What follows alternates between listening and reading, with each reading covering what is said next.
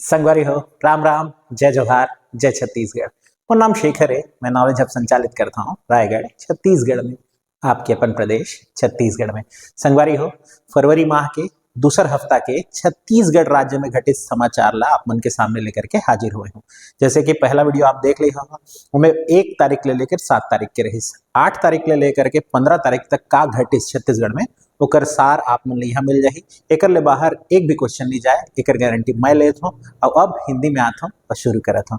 पहला समाचार में है, पहला समाचार जो है वो है छत्तीसगढ़ की उपलब्धि 38वें राष्ट्रीय खेल के आयोजन में। 38वां राष्ट्रीय खेल कहाँ हो रहा था, ये पहला प्रश्न बनेगा।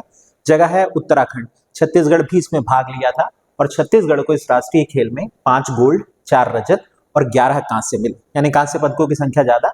गोल्ड है हमारे पास 5, रजत की संख्या है 4, टोटल पदकों की संख्या हो जाती है इस तरह से 20। इसमें लड़कियों का दबदबा ज्यादा रहा। हालांकि ये प्रश्न नहीं पूछेगा आपसे, पर ये पदकों की संख्या पूछता है। तो गोल्ड 5 है, रजत 4 है और कांस्य पदक की संख्या है 11।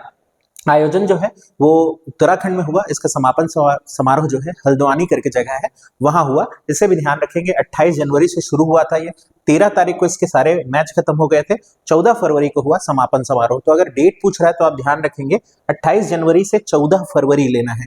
ये जो आप प्रतीक चिन्ह देख रहे हैं ये उस खेल का शुभंकर है। अगर आप जानते हैं इसका नाम तो कमेंट में बताइएगा, वरना मैं राष्ट्रीय अंतर्राष्ट्रीय समाचार वाले वीडियो में आपको और डिटेल में इसके बारे में बताऊंगा। यहाँ सिर्फ छत्तीसगढ़ के बारे में 20 पदक याद रखेंगे, 5 गोल्ड है हमारे पास। दूसरे समाचार पर आते हैं। दूसरा समाचार किक बॉक्सिंग से लेकर के है एक और उपलब्धि। किक बॉक्सिंग स्पर्धा हुई जिसे वाको इंडिया चैंपियनशिप, चौथे क्रम के आयोजन था ये, केडी जादव स्टेडियम में हुआ, नई दिल्ली के। केडी जादव वो व्यक्ति हैं जिन्होंने कुश्ती में भारत को ओलंपिक में कांस्य पदक दिलाया था, पहले व्यक्ति जिन्होंने व्यक्तिगत स्पर्धा में दिलाया था। तो छत्तीसगढ़ को 19 मेडल इसमें कुल मिले और इन 19 मेडल में 3 गोल्ड रहे। कितने गोल्ड रहे हैं? 3 गोल्ड रहे हैं, ये याद रखना है। सिल्वर जो है वो 8 रहे और ब्रॉन्ज मेडल भी 8 ही रहे। इसमें एक जो आप तस्वीर देख पा रहे हैं, ममता सिंह जी, ये गोल्ड मेडल जीतने वाले खिलाड़ियों में से एक है। उपलब्धि इसलिए मैं कह रहा हूँ क्योंकि ये रायगढ़ से हैं और मेरी छात्रा रही हैं, तो मुझे गर्व होता है ये बताते हुए। केडी जादव स्टेडियम में आपको बताया, विजेता ममता सिंह जिनकी तस्वीर आप देख रहे हैं, प्रभात साहू और सिद्धि सोनवानी, ये 2 अन्य लोग रहे जिन्होंने स्वर्ण पदक जीता। तो 3 स्वर्ण और उनमें से एक ममता सिंह, नाम याद रख सकते हैं। अब बात करते हैं अगला है न्यूज। ये भी खेल या यूं कहिए एडवेंचर की जगत से है। निशा यादव पर्वतारोही हैं, बिलासपुर जिले की हैं और बिलासपुर जिले की पर्वतारोही के नाम अब एक उपलब्धि जुड़ गई। उपलब्धि क्या? माउंट किलिमंजारो में तिरंगा लहरा दिया इन्होंने। माउंट किलिमंजारो कहाँ है? अफ्रीका की सबसे ऊंची चोटी को माउंट किलिमंजारो कहा जाता है। वहां ये सफलतापूर्वक चढ़ी और तिरंगा लहराया। 5,895 मीटर की ऊंचाई पर है। इससे पहले वो माउंट एल्ब्रूस यानी यूरोप की सबसे ऊंची चोटी पर भी तिरंगा लहरा चुकी है। उसके अलावा भारत की अन्य चोटियों जैसे केदारकंठा वगैरह पर भी तिरंगा लहरा चुकी है। आने वाले लक्ष्य में ऑफ कोर्स माउंट एवरेस्ट इनका लक्ष्य होगा। और हमारे यहाँ आप अगर चाहें तो कमेंट में नीचे बता सकते हैं कि छत्तीसगढ़ के कौन कौन से लोग हैं जिन्होंने तिरंगा लहराया है माउंट एवरेस्ट पर। रायगढ़ से उनमें से कौन है आप बताना मत भूलिएगा। तो यूरोप की ऊंची चोटी माउंट एल्ब्रूस पर भी ये तिरंगा लहरा चुकी है। नाम है निशा यादव, याद रखिएगा, बिलासपुर जिले से है। जिला पूछ लेता है पर्वतारोही। अगला है दिलीप सिंह जुदेव जी के नाम पर होने वाला एक फुटबॉल टूर्नामेंट। ये राज्य स्तरीय नहीं है, राष्ट्रीय स्तर पे है ये टूर्नामेंट। काफी पहले इसको शुरू किया गया था, कुछ दिनों तक चलता भी रहा, कोविड के कारण बंद हो गया था। इसे वापस से इस साल शुरू किया जा रहा है। कहाँ होगा? जशपुर जिला रणजीता स्टेडियम में आयोजित होगा। राष्ट्रीय स्तर का है, 14 राष्ट्रीय स्तर की टीमें भाग ले रही हैं। मणिपुर, केरल जैसे राज्य भी इसमें भाग ले रहे हैं। कब से शुरू होगा? 2014 से शुरू हुआ था और 2019 तक इसका आयोजन होता रहा था। कोविड के कारण बंद कर दिया गया था, दोबारा शुरू हो रहा है। न्यूज बन सकता है। मुख्यमंत्री जी का जिला है। जशपुर की जुड़ी हुई छोटी बड़ी चीजों को आपको याद रखना है। तो जशपुर जिला रणजीता स्टेडियम याद रखेंगे। दिलीप सिंह जुदेव जी के नाम पर टूर्नामेंट। रायगढ़ से सांसद रहे थे दिलीप सिंह जुदेव, मूंछों को दांव में लगाने वाले। ठीक है, चलिए अब बात करते हैं बिजली मितान। एक बॉट है, यानी कि आजकल एक बहुत टर्म चला है चैटबॉट। चैटबॉट यानी कि वो जो आपकी समस्या का समाधान करने के लिए आपसे वार्तालाप करेगा। इसको डेवलप किया है CSPDL ने, जो कि अब बिजली उपभोक्ता जितने भी हैं उनकी शिकायतों संबंधी या नए कनेक्शन संबंधी या बिजली बिल में छूट संबंधी किसी भी प्रकार के प्रश्नों का उत्तर देने के लिए आप इस चैटबॉट का यूज कर सकते हैं। नाम रखा गया है बिजली मितान। एक्चुअली में मितान होना चाहिए, वो मिटान हो गया है। टाइपिंग एरर स्वीकार करते हैं, लेकिन हाँ ध्यान रख लेंगे बिजली मितान। इसके बाद याद करेंगे एक ऐप ऑलरेडी चल रहा है और उसका नाम है मोर बिजली ऐप। तो 2 चीजें याद रखनी है, मोर बिजली ऐप और बिजली मितान नॉट मिटान। मैं पीडीएफ में इसको सही कर दूंगा, देख लीजिएगा, ठीक है। बात करते हैं छत्तीसगढ़ में राष्ट्रीय राजमार्गों की। तो अभी एक प्रश्न था जो कि संसद में उठा था और उस दौरान एक जवाब दिया गया कि छत्तीसगढ़ में कितनी राशि स्वीकृत हुई है। हमारे यहाँ से सांसद बृजमोहन अग्रवाल जी ने सवाल पूछा था कि छत्तीसगढ़ को राष्ट्रीय राजमार्ग में विकास के लिए कितनी राशि स्वीकृत हुई है। तो 3,324 करोड़ रुपए की राशि स्वीकृत हुई है। और इससे कुछ आंकड़े और निकल करके आए, जैसे छत्तीसगढ़ में राष्ट्रीय राजमार्ग की कुल लंबाई 3,607 किलोमीटर है, जिसमें 4 लेन यानी 4 लेन वाली सड़कें जो है वो है 1,129 किलोमीटर लंबी, और सड़क घनत्व जिसको अक्सर पूछ लेता है वो है 26.78 किलोमीटर प्रति 1000 वर्ग किलोमीटर की। अच्छा, इसमें याद रखेंगे एक चीज है जिसको पूछता है, अक्सर पूछता है, भारत में सर्वाधिक सड़क घनत्व वाला राज्य कौन सा है। इसमें एक हिंट देता हूं आपको, जो जितना छोटा राज्य होगा उसके सड़क घनत्व की संख्या या जो आंकड़ा है वो उतना हाई रहने के चांसेस है। तो कोशिश करिएगा बताने का कि किसका सबसे ज्यादा है। हमारे यहाँ का कितना है, बहरहाल 26.78 किलोमीटर प्रति 1000 वर्ग किलोमीटर। देश का औसत कितना है, 40.47। और आपको क्या बताना है, आपको बताना है भारत में सबसे ज्यादा किसका है। ठीक है, चलिए आगे बढ़ते हैं। अगली न्यूज पे है चर्चित खनिज ब्लॉक। देखिए, हर बार खनिज ब्लॉक में ऐसे क्वेश्चन आ जाते हैं जिसमें हमको पता ही नहीं रहता है कि ये खनिज ब्लॉक है कहाँ और कहाँ से ये क्वेश्चन आ गया, नया खनिज ब्लॉक दे दिया। तो अभी ई नीलामी होने वाली है और इसलिए कुछ जो खनिज ब्लॉक हैं उनका नाम लगातार समाचार पत्रों में है। ध्यान रख लेते हैं। हमारे पास खैरागढ़, छुई खदान और गंडई जो जिला है, नवा जिला है हमारा, नवा जिला। अब उस नवा जिले के नचनिया पहले बहुत दिन तक राजनांदगांव पढ़ते आए हैं, तो अपडेट करिएगा इसे। खैरागढ़, छुई खदान, गंडई का नचनिया और बाजी डोंगरी, ये 2 जगह है जहां लौह अयस्क खदान है जिसे ई नीलामी के लिए रखा गया ऑक्शन पर। सरगुजा जिले के मुर्ता डांड करके जगह है, कुनिया करके जगह है और डांड केसरा। याद कैसे करेंगे, मुर्ता डांड, डांड केसरा, नाम मिलता जुलता, और एक एक्स्ट्रा नाम याद रखेंगे, कुनिया। यहाँ बॉक्साइट ब्लॉक है जिसकी नीलामी की जानी है। और तीसरा जो जगह है वो बलौदा बाजार है, वहां का जो है सरनेमी करके जगह, और दूसरा अपना हिरमी का नाम तो आपको अच्छे से पता है। इन दोनों जगह पर ऑफकोर्स कौन सा, तो चूना खदान की ब्लॉक है, उसको नीलामी के लिए रखा गया है। नई खदानों के नाम से प्रश्न पूछता है, मैं बार बार दोहरा रहा हूं, तो याद रखेंगे खैरागढ़ जिले से नचनिया और बाजी डोंगरी, सरगुजा का मुर्ता डांड, डांड केसरा और कुनिया, और यदि बलौदा बाजार से पूछेगा तो सरनेमी और हिरमी, ये है वो जगह। अब बात करते हैं अगली न्यूज पर। विधानसभा का बजट सत्र शुरू होने वाला है। अब नगरीय निकाय के चुनाव समाप्त हो गए, ग्रामीण निकाय के चुनाव कल समाप्त हो जाएंगे, और इस कड़ी में 24 फरवरी से 21 मार्च के बीच हमारा बजट सत्र लगेगा। छत्तीसगढ़ का बजट आएगा और उससे पहले आर्थिक समीक्षा रिपोर्ट आएगी। आर्थिक समीक्षा रिपोर्ट पढ़ाने की जिम्मेदारी मैं लेता हूं, आपको कोई नोट्स खरीदना नहीं पड़ेगा, मैं आपको एकदम शॉर्ट प्रिसाइज बहुत बढ़िया तरीके से बता दूंगा, एक भी प्रश्न से बाहर नहीं जाएगा। पर अभी हम इस न्यूज पे आते हैं। 24 फरवरी से 21 मार्च के बीच 17 बैठकें आयोजित की जाएंगी। इसमें 6वीं विधानसभा का ये बजट सत्र है, और आप सब जानते हैं कि बजट कौन पेश करेगा। बजट पेश करेंगे ओपी चौधरी, वित्त मंत्री हैं, बजट पेश करने का अधिकार उनको होता है। छत्तीसगढ़ के साथ ऐसा रहा था कि पहले जो मुख्यमंत्री होते थे, वित्त मंत्रालय भी उन्हीं के पास होता था। अब ऐसा है कि हमारे पास पृथक वित्त मंत्री हैं, तो वित्त मंत्री के द्वारा ही पेश किया जाता है। तो अब एक नई परिपाटी हमारे यहाँ देखने को मिल रही है। अब बात करते हैं छत्तीसगढ़ में ई बसों का संचालन होने वाला है। छत्तीसगढ़ में ई बसों का संचालन दिवाली के आसपास से कर दिया जाएगा, ऐसी न्यूज अंतिम रूप से आई है। नवंबर 2025 से इसे शुरू किया जाएगा। इसे सप्लाई करेगा, ये क्वेश्चन इस तरह के आ जाते हैं, कहाँ से हम ले रहे हैं, तो अहमदाबाद यानी गुजरात आधारित एक चार्टर्ड स्ट्रीट कंपनी है, उसके द्वारा इन बसों को हम खरीद रहे हैं। इसकी शुरुआत रायपुर से होगी, अलग अलग जगहों पर ये संचालित की जाएगी। रायपुर के लिए 100 मंगाए जा रहे हैं, यहाँ पे आप संख्या देख सकते हो, रायपुर के लिए 100, बिलासपुर के लिए 50, दुर्ग भिलाई दोनों को मिला करके 50 और कोरबा के लिए 40, यानी टोटल यदि हम जोड़े तो हो जाता है 240 ई बसें। एक प्रश्न यही बन सकता है, कितनी ई बसों का संचालन, तो 240। कहाँ सबसे ज्यादा, रायपुर में, बाकी बिलासपुर, दुर्ग, भिलाई और कोरबा के लिए अलग अलग। सबसे कम कोरबा है 40, ध्यान रखेंगे।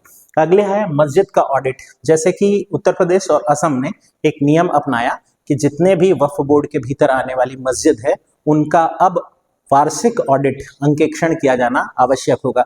तो हमारे यहाँ भी यही नियम ले लिया गया है।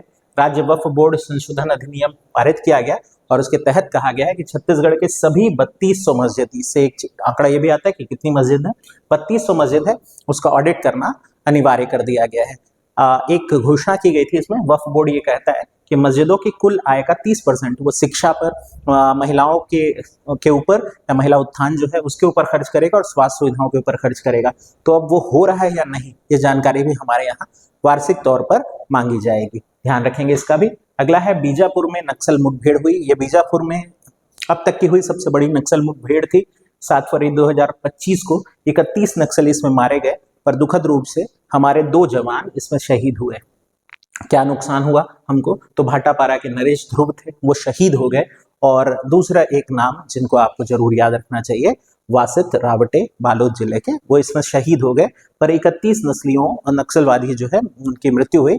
अब इसमें छत्तीसगढ़ सरकार एक लक्ष्य बना करके चल रही है, या भारत सरकार का लक्ष्य 2026 तक नक्सल मुक्त भारत बनाना है, नक्सल मुक्त छत्तीसगढ़, तो उसमें ये घटित हुआ है। अगले न्यूज पर बात करते हैं, राजिम कुंभ कल्प।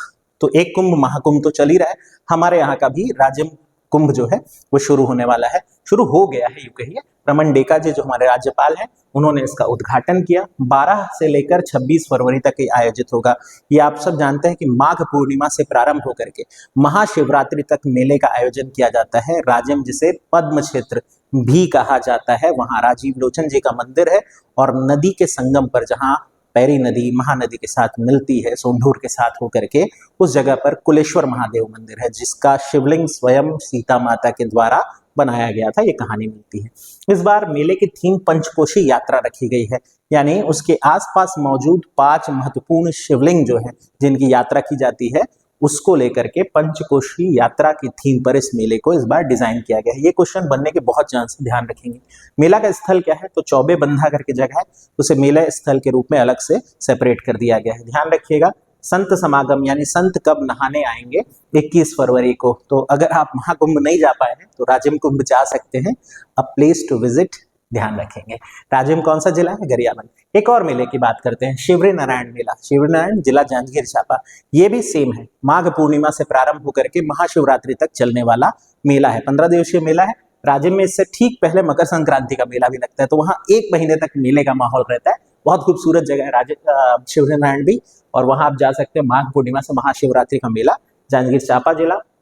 एक एक्स्ट्रा जानकारी इसमें ले लेते हैं कि शिवरी नारायण का अन्य नाम क्या है, पुरुषोत्तम क्षेत्र कहा गया है, श्री नारायण क्षेत्र भी कहा जाता है। इसके अलावा जैसे रायपुर चतुर्युगपुरी है, रतनपुर चतुर्युगपुरी है, उसी तरह ये युग भी ये भी 4 युगों में व्याख्यान मिलता है। तो चतुर्युगपुरी हमारे पास शिवरी नारायण भी है। सतयुग में इसे बैकुंठपुर कहा गया था, त्रेता युग यानी श्री राम के युग में इसे रामपुर कहा गया, द्वापर युग में विष्णुपुरी कहा गया, और कलयुग में तो आप जानते ही हैं शबरी के नारायण यानी शिवरी नारायण क्षेत्र।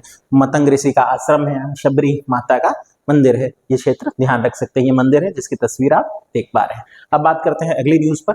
अगला न्यूज है हमारा मधेश्वर पहाड़ी। ये जो ऊंची सी आपको एक पहाड़ी दिख रही है, इसका नाम दर्ज हुआ है सबसे ऊंची प्राकृतिक शिवलिंग के रूप में golden book of world record में।